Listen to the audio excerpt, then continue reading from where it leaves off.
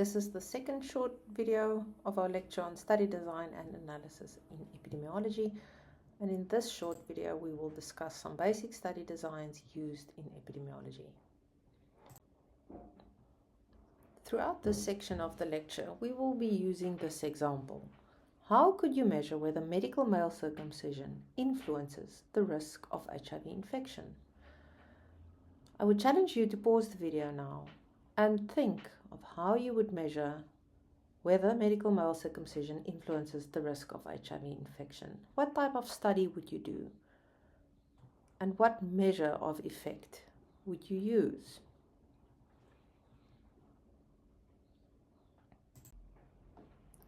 Different types of epidemiological studies lend itself towards different types of analysis. Descriptive analyses can be performed on baseline data from several types of studies, or on routine surveillance data such as tests done at the National Reference Laboratory.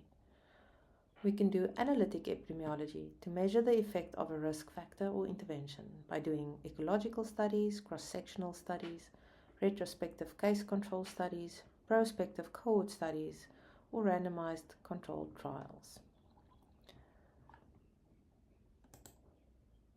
A mathematical epidemiological study uses information from many types of studies to mechanistically understand how the effects of risk factors lead to the distribution of disease.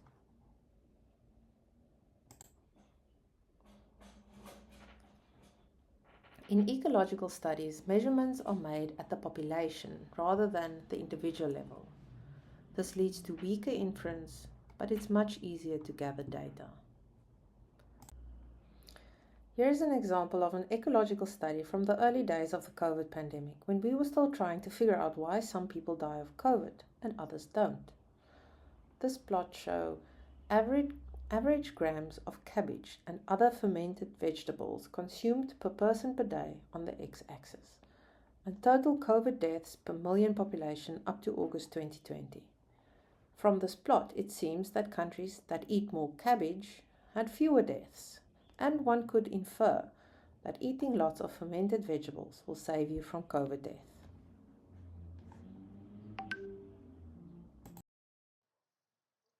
Do you think that this correlation makes sense? Do you think we would have observed the same correlation if deaths for the entire 2020 and 2021 were displayed on the y-axis? What other risk factors could also explain higher mortality in the first 6 months of the pandemic in Italy and the UK than in Romania and Latvia?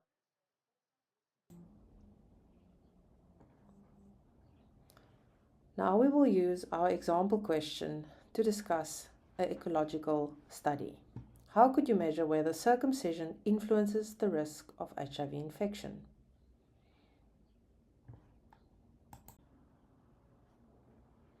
In an ecological study by Brian Williams and colleagues, population-level estimates of HIV prevalence from UNAIDS were plotted against population-level circumcision prevalence as estimated in demographic and health surveys.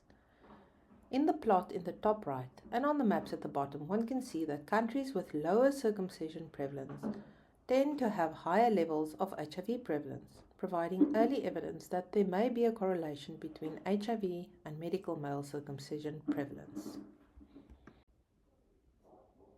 Cross-sectional studies, also known as surveys or prevalence studies, are other types of epidemiological studies. These studies provide a snapshot in time of diseases and their risk factors, and therefore cannot establish temporal relationships through these studies. For example, you don't know whether exposure or the disease happened first. These studies are relatively cheap and easy, mostly because you don't need to follow any individuals over time, which can be very costly and time-consuming. If you want to study a rare disease, this is not the ideal study, because you will have to enroll a very large population to measure your disease of interest with precision. It's also not great for diseases of short duration, because at any given time point, even if you enroll a large study sample size, you may not find many active cases of the disease.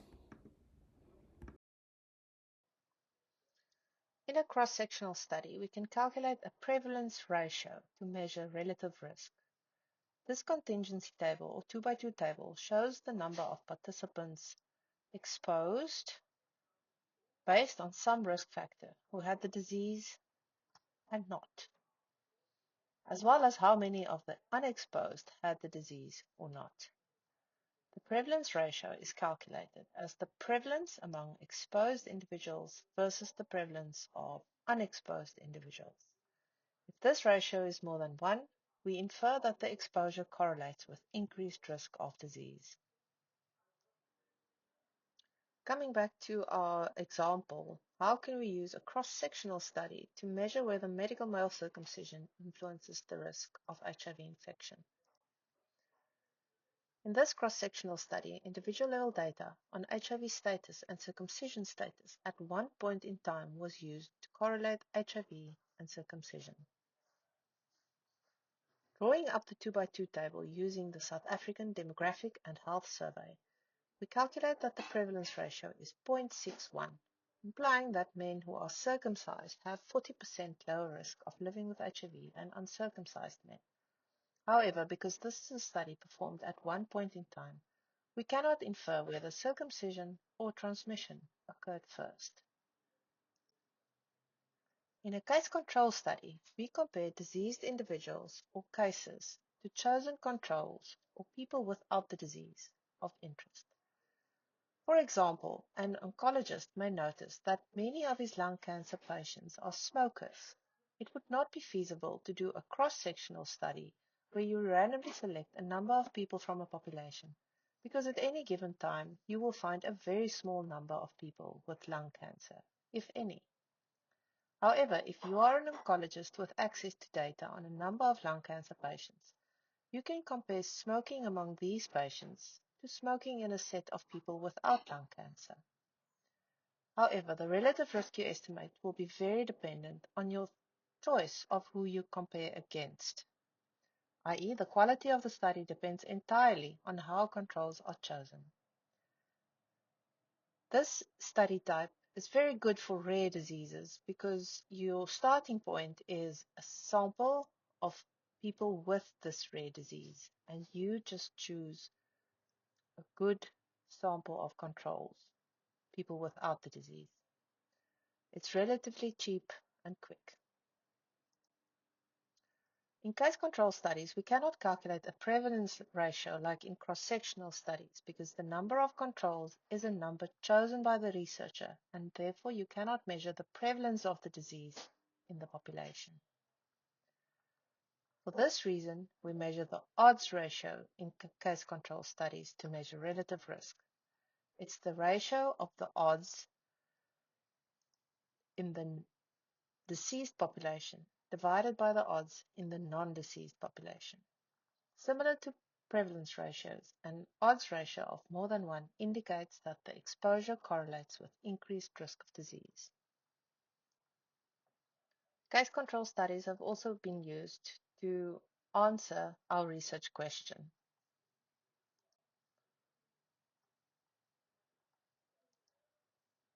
Here we show results from 2 case control studies in Ivory Coast and Tanzania showing opposing correlations between circumcision and risk.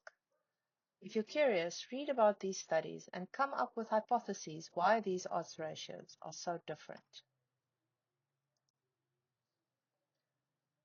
Cohort studies, also known as prospective studies, longitudinal studies, or follow-up studies, are epidemiological studies designed to follow individuals through time. In these studies, we can establish temporal relationships and also measure incidence of new cases over time. These studies take up a lot of resources, money, and time, and are therefore not a good choice for rare diseases where you need to follow many people to observe incidence of a few cases. The flu incidence example we discussed in the previous video is an example of a cohort study where we measured incidence among folks who sleep less or more than 8 hours. In that example, we showed that relative risk was 1.1. This relative risk is called a cumulative incidence ratio. where those with less than 8 hours of sleep could be classified as exposed. In the previous example, we didn't mention time at all, implicitly saying that everyone was followed for the same duration.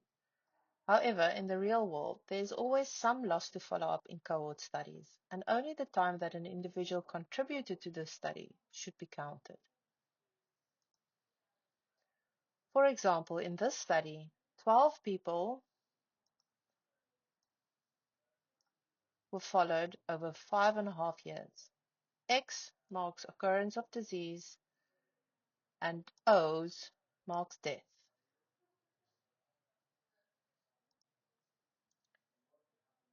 If we didn't consider the time that a person contributed to the study, similar to the flu example of earlier, we would have estimated cumulative incidence to be 1, 2, 3, 4, 5 cases over 12 individuals, or 42 per 1,000 people.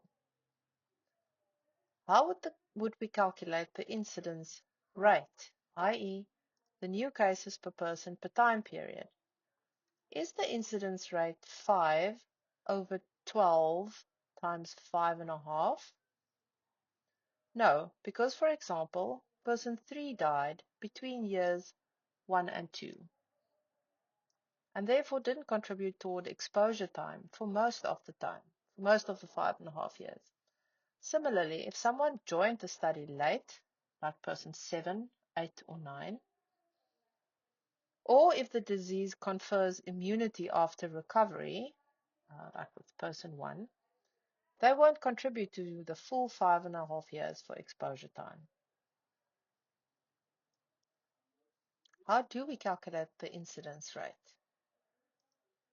We still have the 5 cases, and if we assume that the disease confers immunity, and we sum up the 2.5 years of person 1, the 3.5 years of person 2, all the way up to the 1.5 years that person 12 was observed, we get the total observed person time of 26 years, leading to an estimated incidence rate of 0.19 per person year.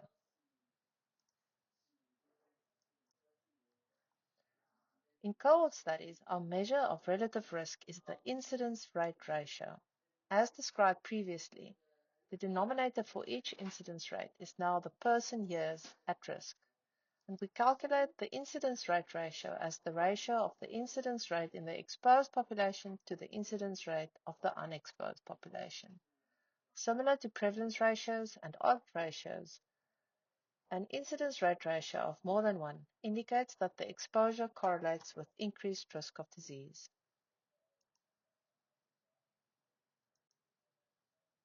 We could address our question in cohort studies as well, such as this study that enrolled 293 clients of female sex workers. They were followed for nearly 4,000 person weeks, and in this study, a strong protective effect was shown for being circumcised, a 90% reduction in risk. Randomized controlled trials are experimental or intervention studies where people get exposed or intervened upon in the study. Through these studies, we can also establish temporal relationships, since we intervene at baseline on people without the disease and follow them over time. These studies can address confounding, which we will discuss later, and can provide causal evidence, i.e., not merely show correlation, but draw inference on causes. There's another in-depth lecture on this, which will follow soon. But just briefly, to get back to our question, circumcision was shown to be protective against HIV transmission in several randomized clinical trials, such as this one in Johannesburg, where half of men were circumcised at baseline and the other half offered at 18 months. In this 18 months, the researchers could show a 60% reduction in incidence rate due to circumcision. In the next short video, we will discuss error, bias, and confounding and how study designs deal with those. And we'll also compare and contrast statistical models and dynamic models.